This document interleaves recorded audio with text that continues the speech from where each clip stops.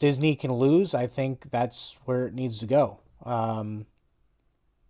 Show them for trying to shove Hulu live TV with sports down our throats. Um, Still waiting on Justin before I start touching too deep on college football.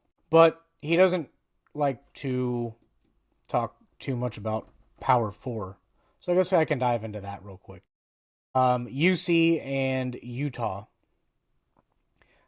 faced off this past weekend. And in very Cincinnati fashion, they decided to not show up. Utah held the ball pretty much the entire game.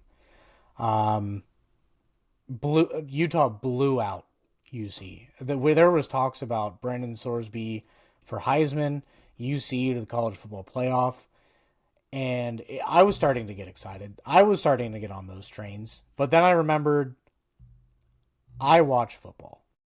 I watch Cincinnati football. I know what happens in Cincinnati football. A lot of disappointment. That's what happens. So, not only did UC lose, the Bengals lost in horrible fashion. So, I didn't have a great weekend, sports wise.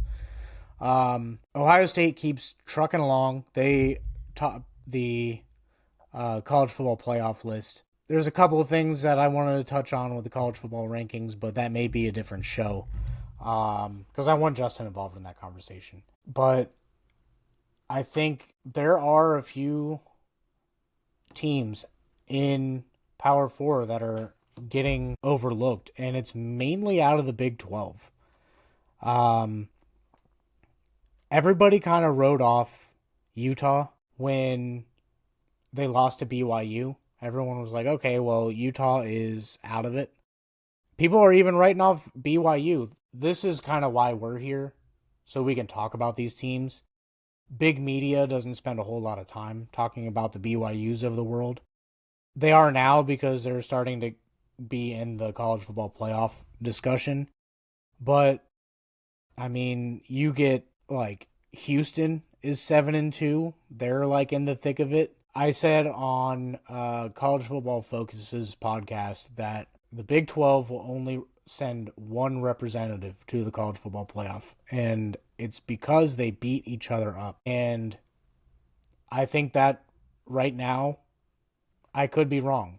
BYU and Texas Tech are really good football teams, but Big 12 seems to beat each other up late in the year, right when they don't need to be beat up.